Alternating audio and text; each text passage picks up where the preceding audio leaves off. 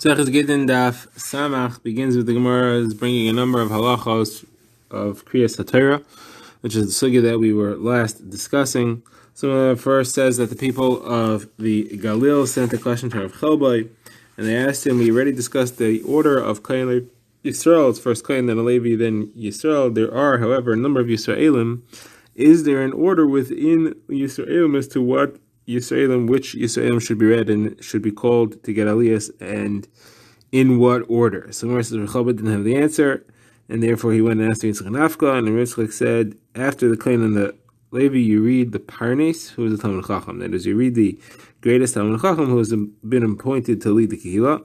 After that, you appoint somebody who is fitting to be appointed to lead the Kehillah, even though he didn't get the job. After that, you have their sons.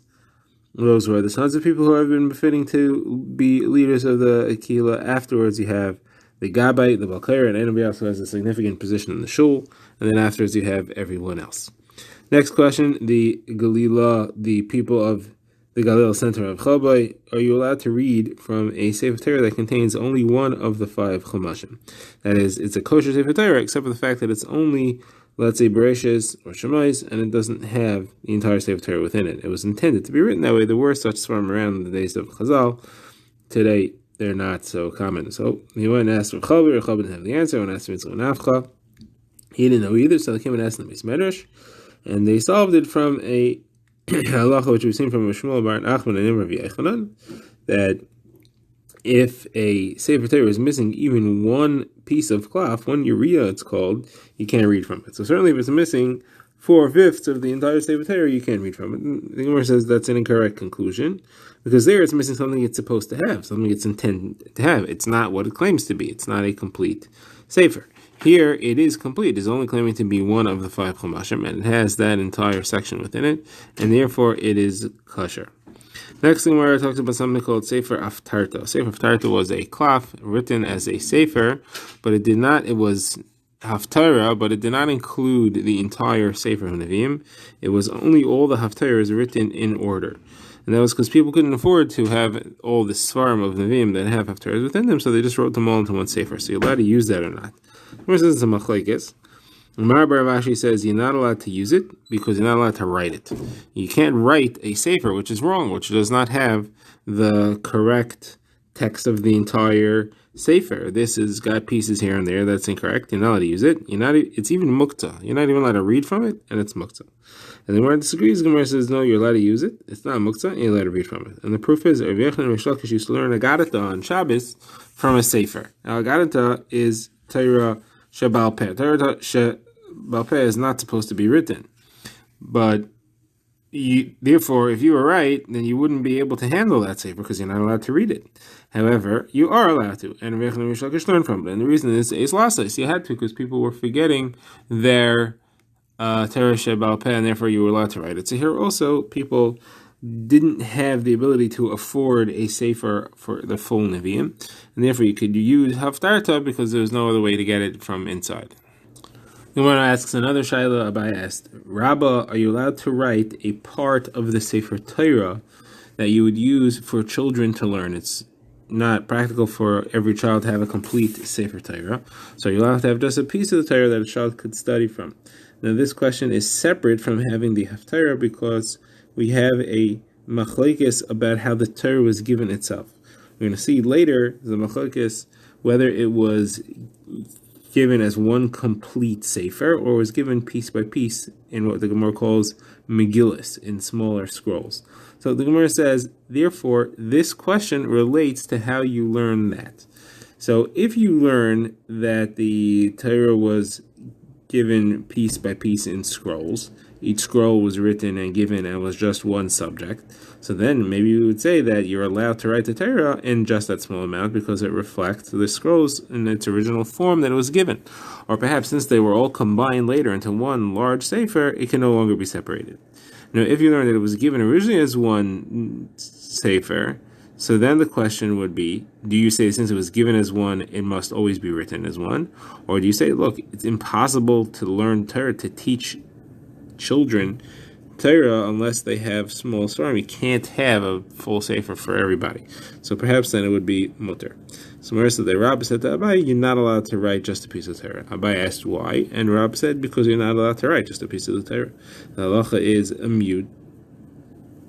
You cannot write just a part of the Torah. It has to be written in its kosher form only. So Gemara says the kasha was asked on this that we have a Gemara, we have a Mishnah that says that Heleni Hamalka wrote the parsha of the Saita on a golden tablet, and that was put in the Beis Hamikdash, and the Kohen, when he was writing the parsha of the Saita to make the Saita water, would look at that. So the Gemara says, how is she allowed to make this tablet that had just the parsha of the Saita on it? Now, the parsha of the Saita itself that was written in Chav is not a problem, because that was used, and it's part of the mitzvah. But this thing, how are they allowed to use that? So Rish Lakish answers, the entire parsha wasn't written out, it was just written the first letter of each word. So Gemara says, but the Kohen was supposed to look at it and copy when he wrote it. So Gemara says, no, he looked at it, and each letter reminded him of what the word was, and that's how he wrote out the entire parasha of the Saita. So Gemara says, that can't be, because the Brisa implies that he had the actual words written there, because it says he would look at it, write what it says, and what did it say? It said, Im shacha v'shaysach, Im lo shacha v'shaysach, which implies that the entire pasuk was written. Gemara says, no, those words were written. The first couple of words of each pasuk were written, but the rest of it was only spelled out letter by letter in the initials of each one, and therefore it's not really the parsha that was written at all. Now the Gemara says this is actually machlekes tanaim, whether or not you're allowed to write scrolls. We have a Tanakama who says you're not allowed to write just a Megillah for a child to learn from, unless he's in the middle of writing a Sefer Torah, he's working on completing it, and he's written part of it, so you're allowed to learn from that piece, which he intends to complete, even though it's not finished yet. And Yehuda says there's a minimum even in that sense. In Sefer Bereshis, you have to write until the Dar Mabul. In Sefer Vayikra, you have to write until Vahibayim Hashmini. So the topic has to be complete. Now, that's true. Rabbi Yehuda is saying that you could leave it that way, even if you don't intend to finish it, as long as you have a complete subject, it's enough. And he Pashas learns that's where the Megillos were written up to.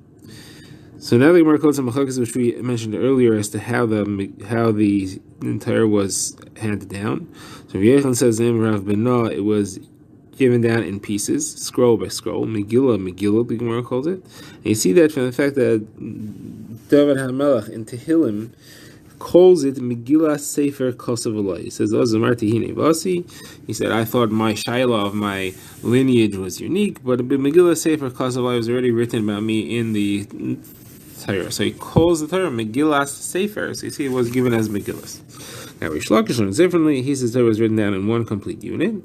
You see that because it says L'koyach Sefer Torah Zay. So Moshe Rabbeinu said, take this entire Torah. He only wrote it when it was written and it was complete. So Gemara asks, what is each one going to do with the other one? So the Gemara says, Rav Yechon is not bothered by the fact that it says L'koyach, because that was after it was all connected. It came down in pieces. It was put all together. Then he gave it to them. And Reish Lakish is not bothered by the fact that it says Megillah Sefer. That's just to show that the entire Torah, even in its complete form, is called a Megillah. And you see that in Sefer Cheskel, it says, V'yemer Elai Ma Teroya V'yemer Ani Roya Megillah Afa. He said, what do you see? And I said, I see a scroll flying, and that is a reference to the entire Sefer Torah. So you see it is called Megillah. Another answer is that it's like Rabbi Levi, who says that there were 8 parshias of the Torah that were written on the day that the Mishkan was put together, and the rest of the Torah was filled in around it. So you see that in that sense it was given in pieces. Not really, because it was all given at once, but those 8 were given first. Now, what are those 8? The says the Parsha of Kehanim, Parsha of Leviim, Parsha of Tameim, Parsha of sending Tameim out of the camp, Parsha of Achrei Mos, discussing the deaths of Aaron's 2 sons, Nadav and Avihu, and the Parsha of not drinking wine. Kehanim can't drink when they want to go into the Beis Hamikdash. Parsha of lighting the menorah, and the 8th is the Parsha of the Para Aduma. Gemara now goes on to another related topic. Gemara wants to know, are the majority of the halachos in the Torah written or derivable by limudim from the words of the Torah, or are the majority actually halacha mishmei that were just given orally with no specific place that you could point to in the Torah itself? So this is machlekes. Rav Elazar says the majority of it can be learned out of the Torah, and that's because the Torah says echtev loi rubi teirasei. I've written for him the majority of the Torah, and still kamezar nechshavu. This is a nevuah chastising the Klal Yisrael that they've been considered foreign. That's a Elazar. Yechanan says most of them are actually they're just al peh, because you have a pasuk ki al pi hadvarim ha'ela. Based on these words, I made a bris with you. So it's al pi. It's something that's oral. Someone asks, what does each one do with the other's opinion? So the Gemara says, Rav Yechanan will explain that when it says rubai teirasi, that is a question. He's saying, should I write the majority of the Torah? Should I write the major parts of the Torah? Why should I? If it's if he regards it, if Kaisar regards it as being foreign.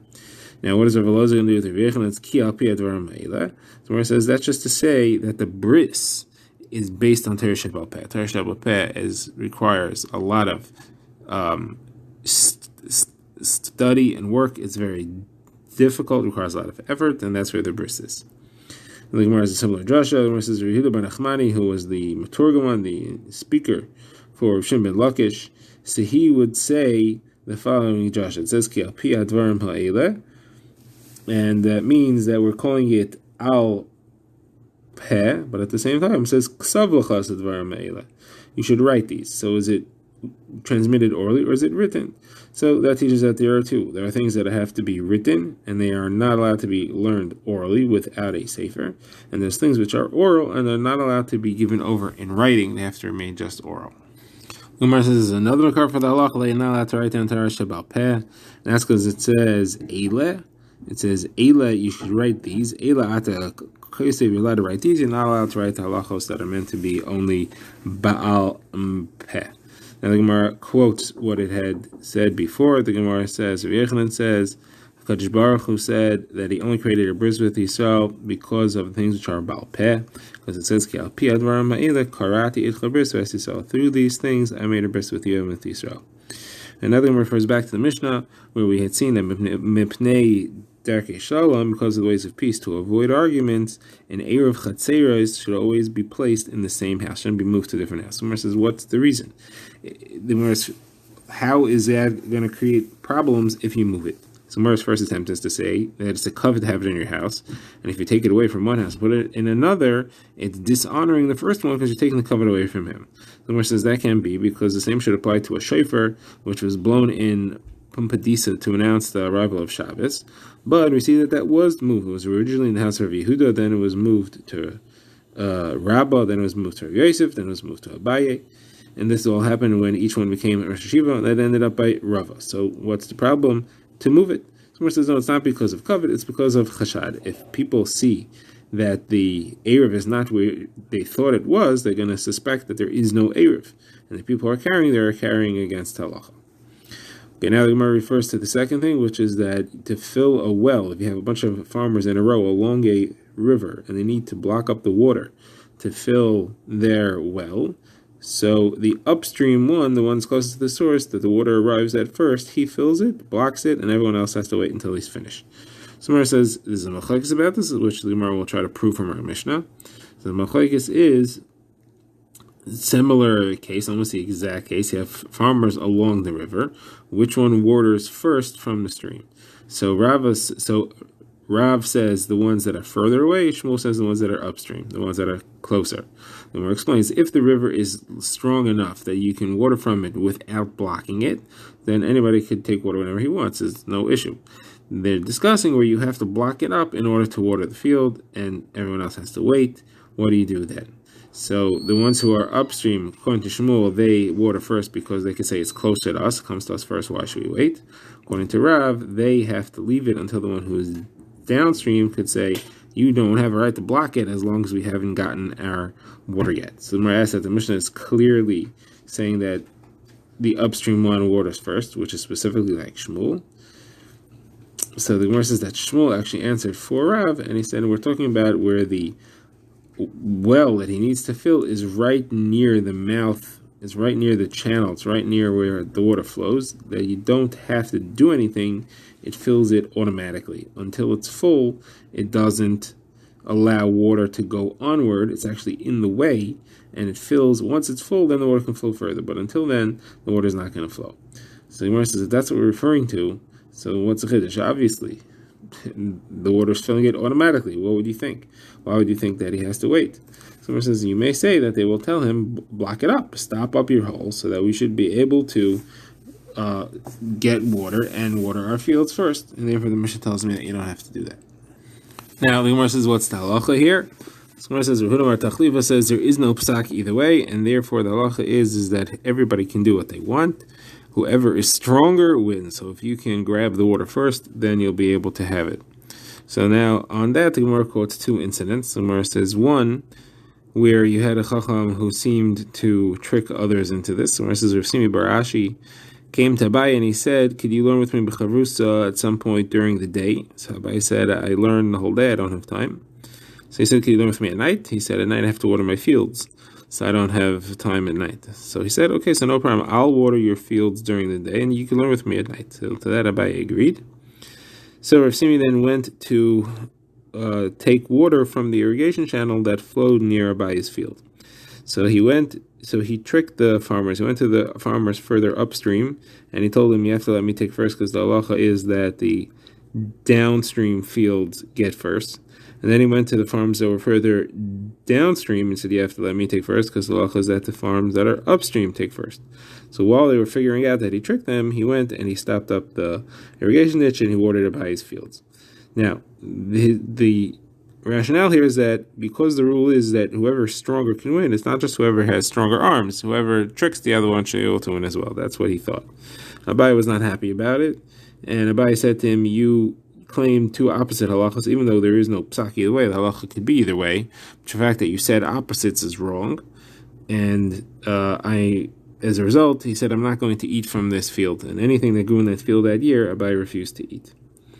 And now another incident that happened was there was a city called Chermach that they made a diversion from the local river, the river Shanvasa, and they made a trench to divert water from the river towards the fields and then back to the river. But the people who are further upstream said this is slowing the flow, it's causing the water to back up and it's flooding our fields. So they came to Abai and said this is no good. So Abai said, so make the trench deeper, dig the river deeper or wider, and that way it'll be able to flow freely. So they didn't want to do that because if it's flowing too freely like that, then their irrigation trenches won't fill. If you make the river deeper, the water level won't reach to the level that could fill the trenches that they made.